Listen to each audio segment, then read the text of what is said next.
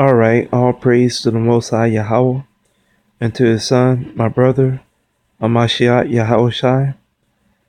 Blessings and thanks to my brothers and sisters from the Israelite tribes. I got another meme that I'm gonna do thoughts on and try to correct and try to edify my brothers and sisters with new information on bettering our people with knowing who our people are and who are our enemies. So in this meme, we have the so-called Negroes are not Africans. On one side we have Ham, on the other side we have Israel. On the Ham side, due to what my thoughts are centered around on this portion, we're gonna have to assume that these groups of people on Ham side are Hamitic people, since there's no tribe names under the pictures. We're gonna just have to assume they are Ham. And in the middle, we have Nelson Mandela, a famous civil rights leader and president of South Africa. And then on the other side, we have Israel, famous athletes and entertainers. And we're gonna have to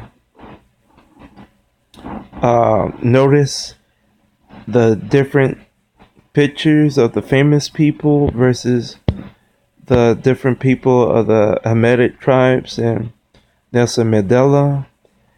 So with them, their differences is they have a culture that they can celebrate. So that's something different from us. Due to our curses, we are not able to enjoy any signature culture or anything that we can identify with as our own. And back on Israel's side, we are just celebrating our talents, our God-blessed talents as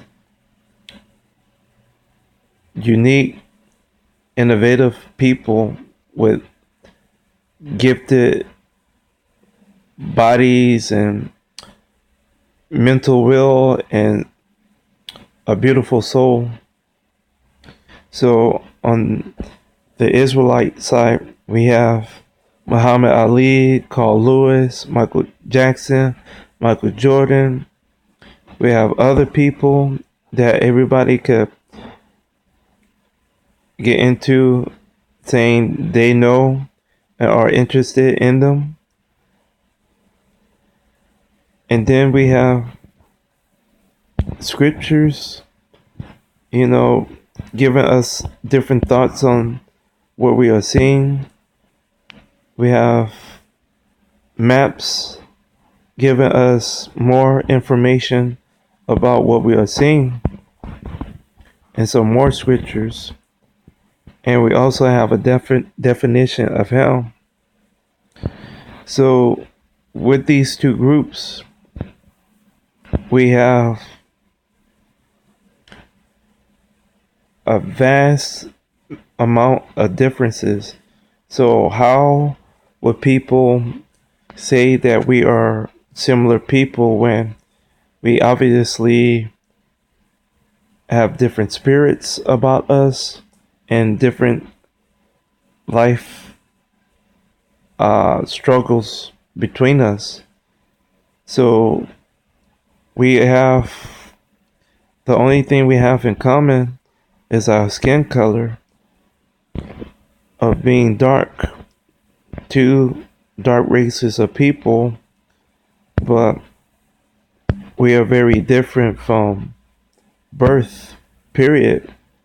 So Nelson Mandela is on the Hamitic side.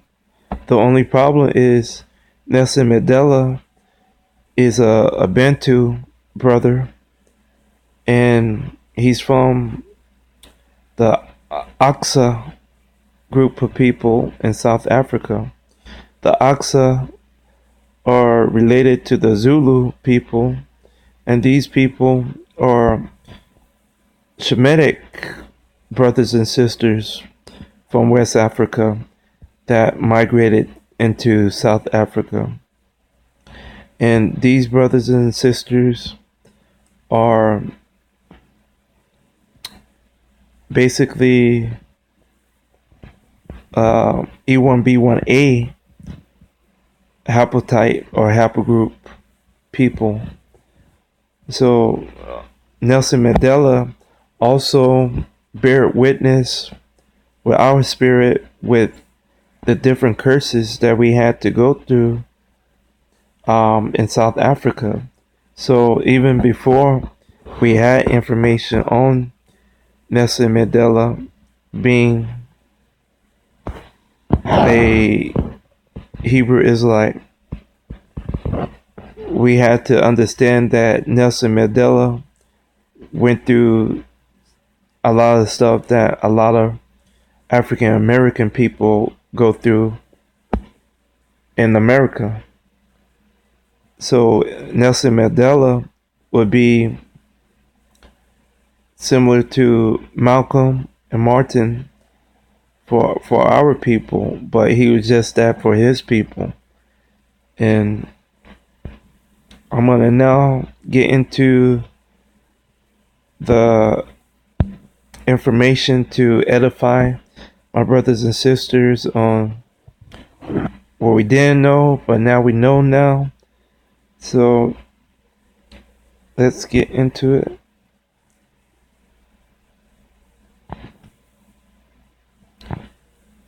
So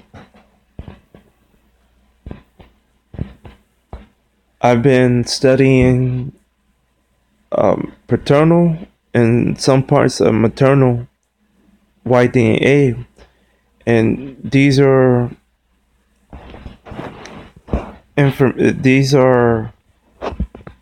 things that our people have to get used to, understand the information to better argue against everybody that are saying that we are Hermetic people, because what I'm gonna break down to you right now is a map of Africa with the haplogroups, and all these haplogroups are the same. If we was all Hermetic people, we'll just see a big either B or A on the whole map of Africa, but that's not the case. So we have several different markers of groups being represented, and so I'm gonna start my way at the top and circle around. I'm gonna get my thoughts on different haplogroups, and we'll go from there. So E1B1B is a Shemitic haplogroup. This is a Shemitic group dealing with Edom, aka Esau. The children of Edom would be E1B1B. They are living in most of North Africa, and these people are known for having many titles. So when brothers and sisters are warning each other about who's Edom, they are saying Edom are Arabs or Japhet. They are not wrong to say that, but the problem is they have to have an accurate, detailed answer to tell us exactly who these people are, but they can't because they've been tricked a little bit. So in this region, you have Edomites that are identified by different terms and identity because they are in a region that is very similar to the Middle East and connected to the Middle East. So any of the groups of the people that live in that region are termed several things, and they are grouped underneath the umbrella of terms that any of these groups could use as an identity. So Edom and Caucasian people are basically running cover for each other in this region because they are sharing the same identities. And that's the most interesting thing about YDA when I was finding out about Edom. So the Edomites are the Arabs, the Berbers, the Bedouins, but they are not Japhetic people. These are Shemitic. We are, as Hebrew Israelites, we are Shemitic people. So how on earth Edom is going to be Japhetic and we are technically twins? It just don't make sense. So Edom YDNA is E1B1B. And in this region in North Africa, these Edomites are basically very light brown skinned people or pale white skinned people in this region. And then below it, we have our people, Bantu people. Our people are classified as Bantu, and Bantu is just dealing with languages, very close related languages, in which it doesn't mean that a lot of those people are actually Shemitic Hebrew Israelites. It's just referring to these people have very similar languages and some similar practices in the culture. Other than that, you'll have to get into the different information about the tribes to figure out if they are Shemitic or Japhetic or Hamitic. Because in Africa, you do have Shemitic, Hamitic, and Japhetic people. And you basically almost have all of these people within the same area of each other. So it's a very interesting dynamic that YDNA plays when you are, finding samples of people that are, in between major and massive populations of another tribe, but they are among them in percentages. So that's the unique thing about white DNA when you find these clans and pockets that are surrounded by large groups of other people. So E1B1A would be Hebrew Israelites DNA. That DNA is for most of our brothers and sisters, not all, but most of our brothers and sisters in West Africa and in parts of South Africa, as well as in parts of East Africa. We also have a lot of E1B1A brothers and sisters in the Americas. Not all our brothers and sisters in the Americas are E1B1A, but some of them. So we do have brothers and sisters in the Caribbean islands, in North America, and in South America, but it's not as what we've been told or taught to believe is not in that same way or matter. So later on we'll get into all those things, but this video is just a quick edification on some DNA stuff and on, you know, properly making Nelson Mandela a Hebrew Israelite instead of a Hamitic person. So E1B1A is the Shemitic Hebrew Israelite Halpogroup, and under that we'll have A1A, A0, A00, and this will be your Hamitic group of people.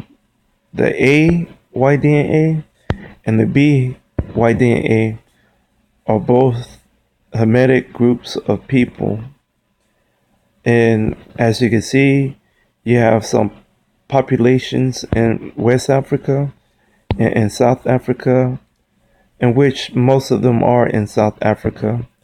And then you have some of them in East Africa, because these same groups of A's are a part of the Beta Israel clans.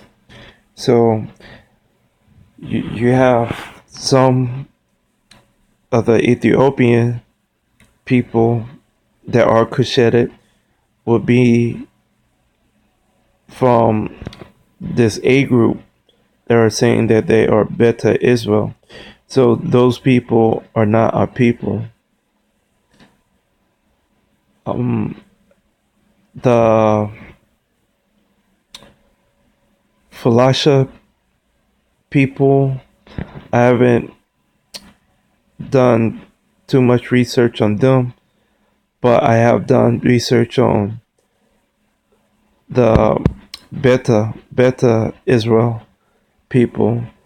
I will have to come back to you on the Falasha people and their information, because it's an interesting thing on how we got the E1B1A set up. So the E1B1A as Israel came about from what I like to call a Limba hoax. So the Limba people are people that are in Zimbabwe and in South Africa, and these are people with a Hebrew or Hebraic culture that speak Hebrew, and they practice Torah in their culture.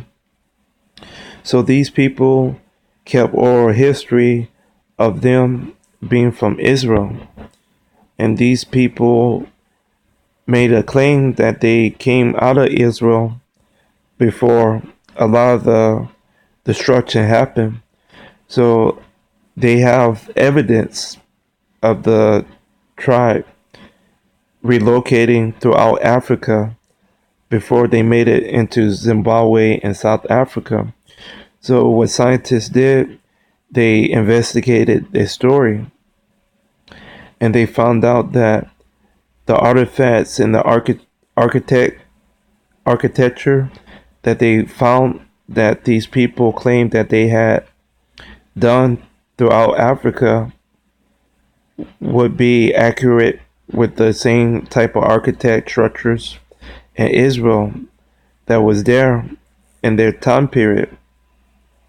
So they basically was getting a little bit nervous and excited on the possibility of these people being Israelites, another dark race of people being Israelites, because you already have either the Beta Israel or Falashan Jews being already Israelites. So they had to do a DNA test on them to figure out who these people were. So the only problem is they already knew that black people in West Africa was also practicing Hebraic culture and heritage. But the problem is those people, the Bantu people, these people over here, are so heavily populated in the region and in the area to where a lot of these scientists, they will probably have a heart attack if they done a DNA test on those people to find out if they were Hebrew Israelites direct descendants or Israel direct descendants. So they wanted to go as far away from the Bantu people when doing this test with DNA. So since these people was on the east coast of Africa and ended up at the south, they go, there's no way that these people are Bantu people, and or no way are they people from the Middle East. But we're gonna get into finding out. And they found out that these people were related to Bantu people. So they had to basically cover up this story that they did. And what they did was they took the next remaining samples of the DNA that they did from the population, and they used those markers, the remaining markers that wasn't E1B1A, as a connection to Caucasian Jews and other Jewish people, Hamitic Jews. They used those things to connect the dots on all these Jewish people, white DNA. So the only problem was they had to show which was the who had the leading percentages. So you had all these European DNA with Edom. They added Edom to the DNA percentages, and the Edomite percentages was higher than the other people. So they would rather have Edom as the only Shemitic group of people that would be able to represent our people. But technically they are not our people, but the only people that they feel like will be Shemitic in those groups that will represent the percentages of those DNA, or the DNA that they wanted to disclose, was the Edomites, the E1B1B. Now I'm sure there was Halpogroup J, even I and R, and a little bit of everything, but the problem is those are not Shemitic groups of people. Those are Caucasian. This R, this J, this T, this O, all these are Japhetic groups of people. Israel was a Shemitic man.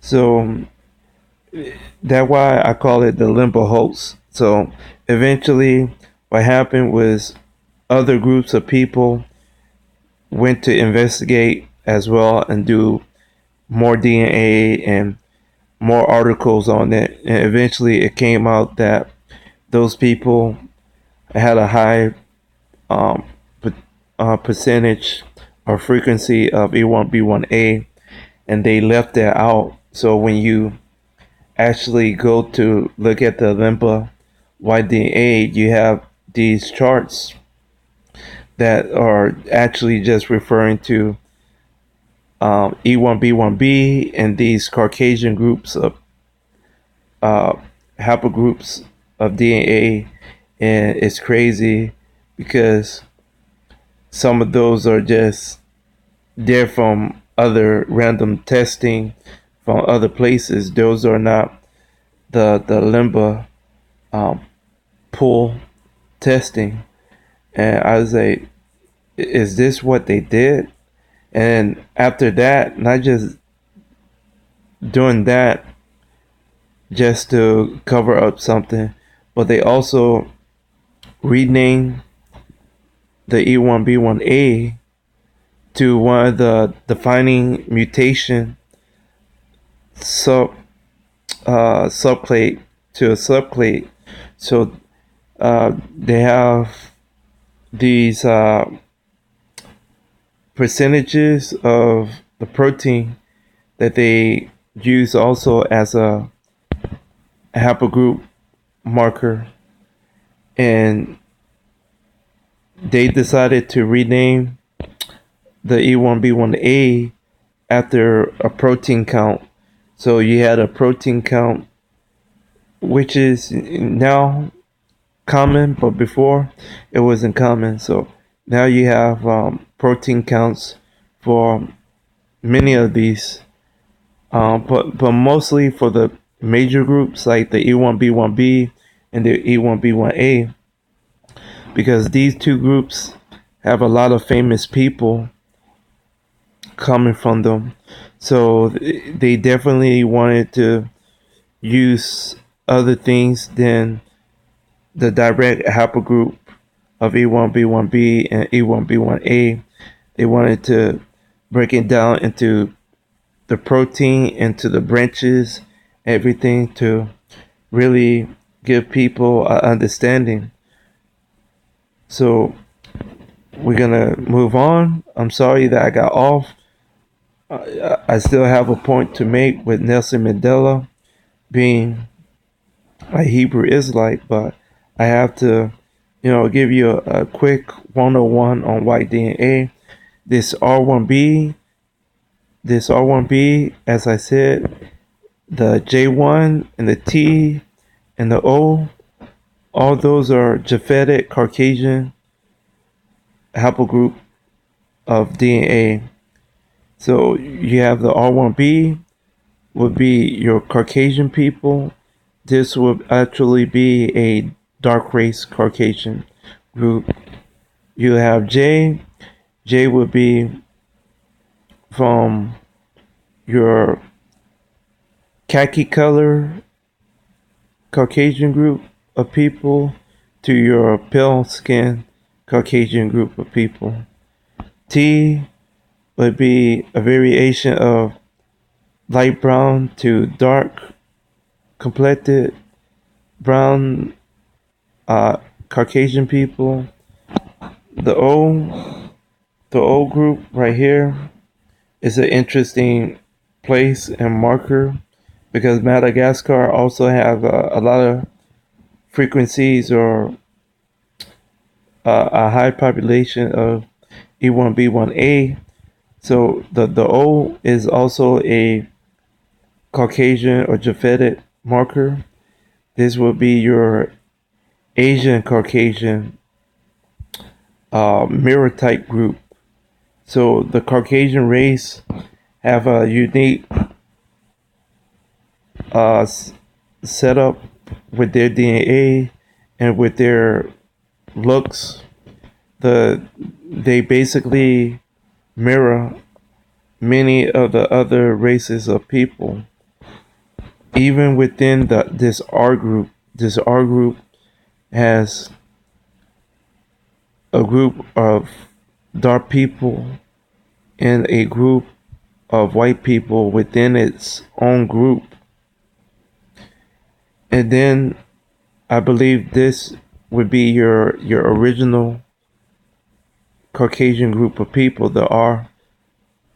So with the remaining of the groups of people with white DNA, what they did was they reversed the order of the alphabetical numeric system to put the pale skinned people in front of the dark races of Caucasian people. So your palest or the whitest people from the haplogroup of the Caucasian people would be G. It would be G, Hij, and so on. And from G to the rest of the N of the Y-DNA haplogroups, all those groups of people from G on out would be your Caucasian race of people. So the further out you get, you start to get these darker races of Caucasian people. You have also a Q group. The R and the Q group in certain places in North America and South America will be known as your Native American people. So this right here is an interesting marker, and it's an interesting group of people, period. But that don't take nothing away from our people. But a lot of African Americans, if you are with a Native American background, you would probably have like a R1A or R1B, and you would also have um,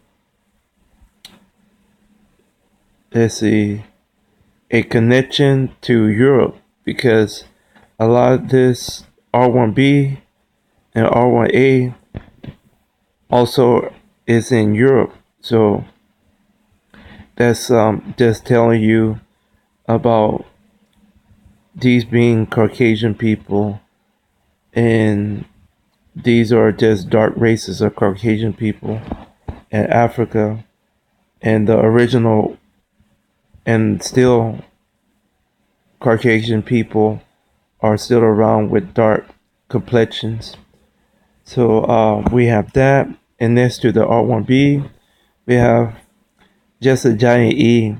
On this part right here, the person that did this map could have got lazy. Maybe they got lazy, but I think what happened right here with this big E was they was already disclosing or telling you about a lot of information about Edom and about Israel.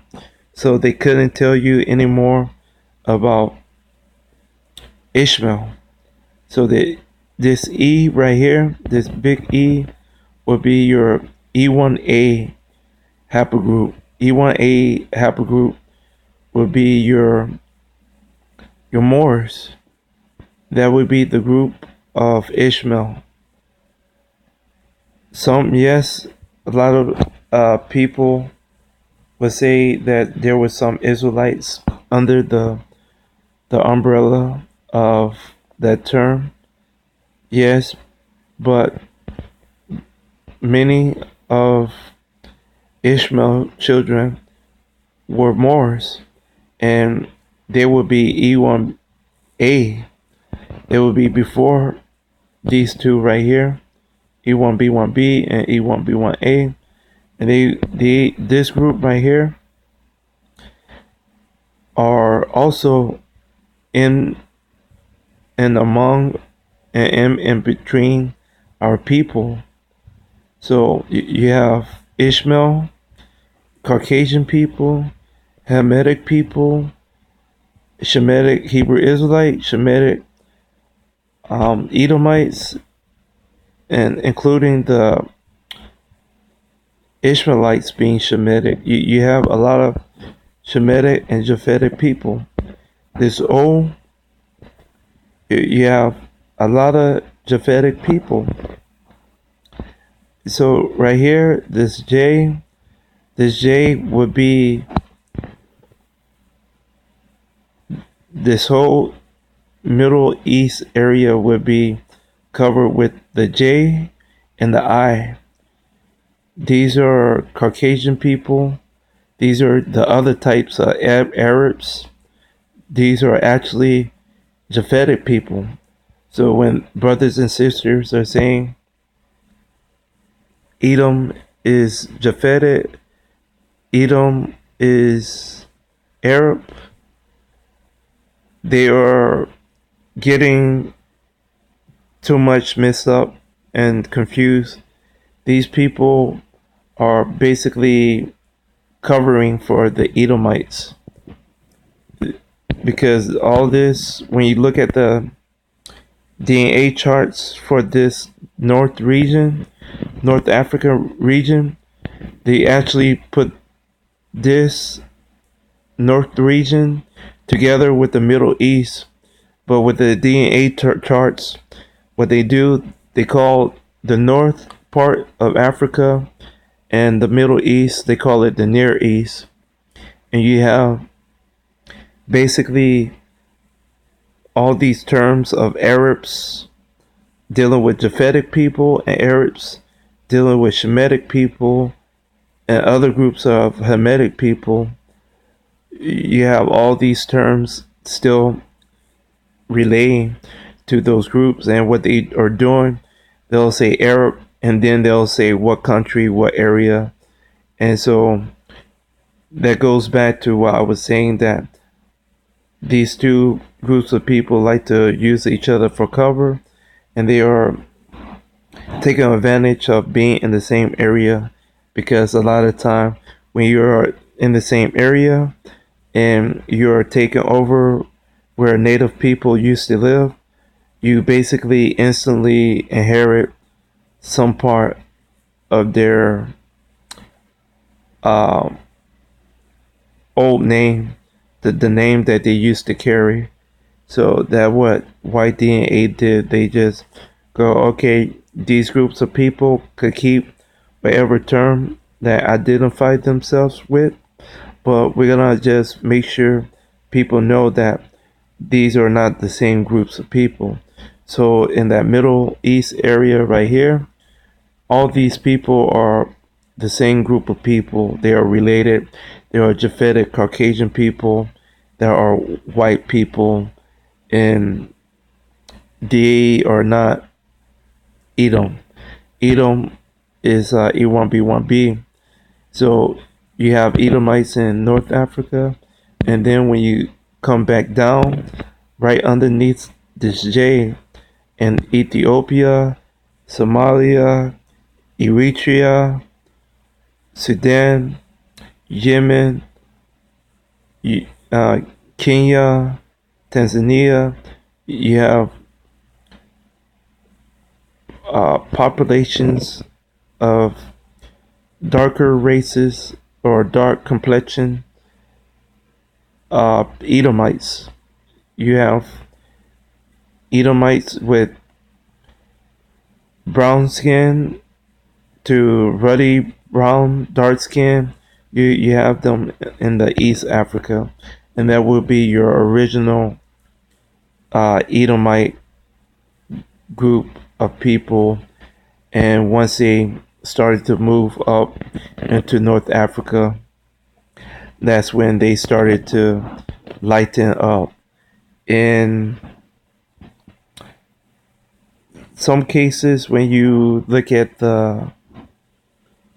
some of the famous people that are E1B1B, they also do information on their maternal Halpogroup. So many of the E1B1B people that are famous that had a light complexion, like a white person, like a pale skin complexion, their maternal DNA group would be from a Caucasian region.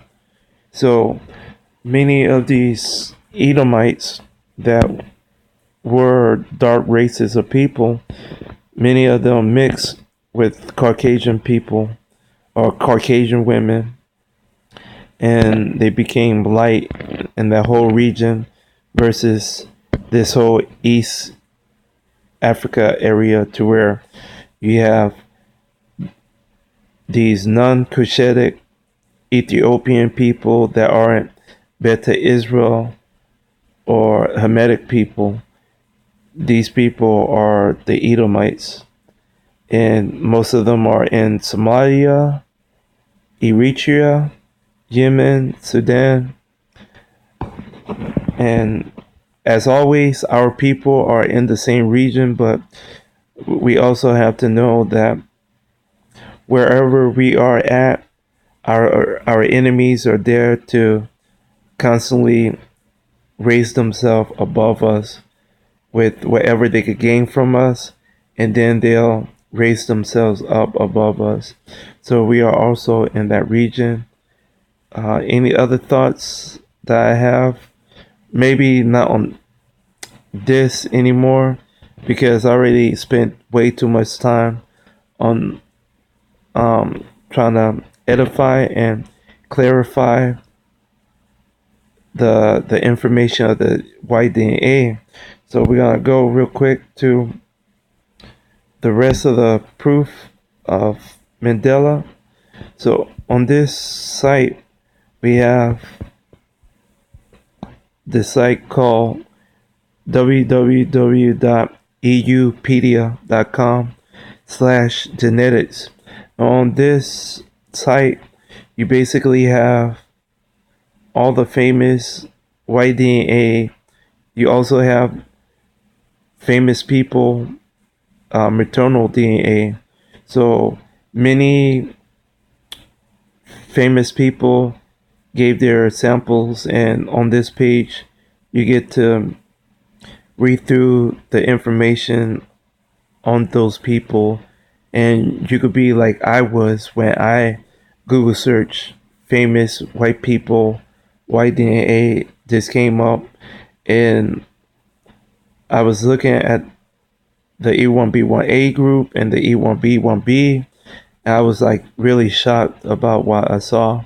So on this on this site, you'll come to it and you'll be like me. You'll be like, wow, there have been a lot of information that our brothers and sisters been told that been wrong about our people and about our enemies. So that's why I'm here trying my best with getting used to doing videos and commentary and thoughts on different things because in the past and up till now, this is what I've been studying along with history and Torah. I've been studying a lot about DNA, and I was against it because, it's something that many of us fear. I once feared it, and I was trying my best to compensate for that fear. Instead of doing a lot of DNA study before, I was doing studies with behavior and physical traits to better understand the way people look instead of, getting into the DNA understanding. And eventually I was like, I have to get past this wall for me to better understand myself and my future. So I went ahead and did a DNA test, and I went ahead and got better at teaching myself a lot of the stuff that I wanted to know about DNA, and it's helping me a lot. And I hope I can share the information to better your knowledge and your understanding of our people and other people. So once again, on this site, you have Nelson Mandela. Somebody university basically did a DNA test on him, and he came out to be E1B1A, and that's a blessing. That's good for him. we'll definitely see a version of him in the kingdom. And at the bottom, you have famous E1B1B. And like I said, this group right here, they have white people. When also you have a lot of the population and the frequencies being in Ethiopia, Yemen, Sudan, and other places. So you have to question, where did white people come from on the Shemitic side if everybody is dark? If Japhetic people are dark, and if Hamitic people are dark, and Shemitic people are dark, where are all these dark people, or pale skinned people coming from? They're coming from Shemitic groups of Edomites and Japhetic groups of Caucasian people, you know. So that was what I wanted to share with you once again. So now we know that we can add our resting brother Nelson Mandela into this side of being an Israelite along with the other people. And once again, we are just assuming that um, these Hamitic people right here and these so-called Israelite people over here are all um, a part of those groups. Many, like I said, many African American people that considering themselves to be African American via having Native American in them, they will be Japhetic people, most likely. That would be that our group. They would be just a dark complexion group of Caucasian people.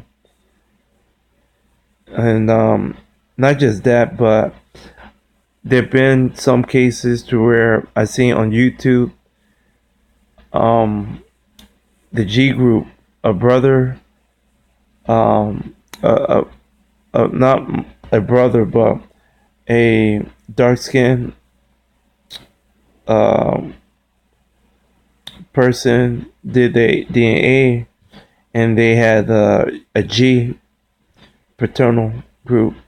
And I asked them what was their paternal line or lineage, and they was like G. I was like, wow. I was a little bit shocked, but not surprised. And then also on WordPress, there's a person that blogged, and they are saying on their blogs every time they do their blog posts that the white gene is nonsense, and that's true.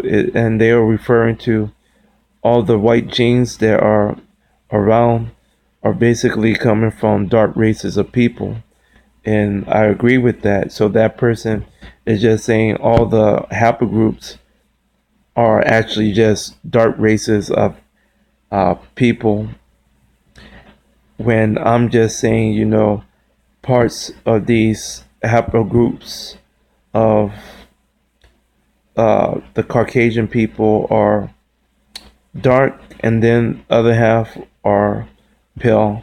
But he's going, or that person is going to the next level of saying that all those haplogroups are actually, dark progenitors, and then the mutation takes on, and then they start to lighten up. And I was like, I haven't came to that conclusion or to that understanding, but the understanding that I have is, it looks like that they purposely reversed the order of the DNA structure to put white, pale skinned Caucasian people first before dark races of Caucasian people, and then they are purposely not letting certain groups of the DNA become native to a region because they don't want to uh, explain how those lighter versions of Caucasian people got ahead of these dark races of people. And that's all I have. Uh, Once again, thank y'all for listening to me. Thank y'all for this chance to trying to edify my brothers and sisters with what I've been learning and trying to get into with a better understanding of how my people look and how other people look. Because I always wanted to put the face with the term, and that what I'm trying to, tell my brothers and sisters to do. We have to be open and understand that a lot of these terms are purposely misleading us to confuse us and to distract us from knowing who our people are.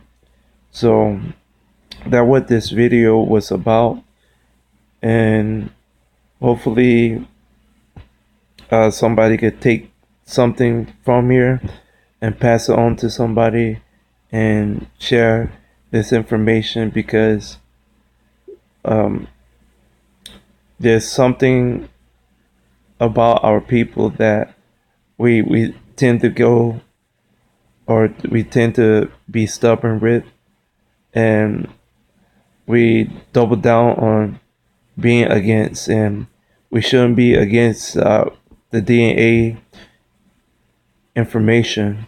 Um, I needed the DNA because, like most of my brothers and sisters, we suffer from not knowing our father or our mother, and I needed more information about my family in general.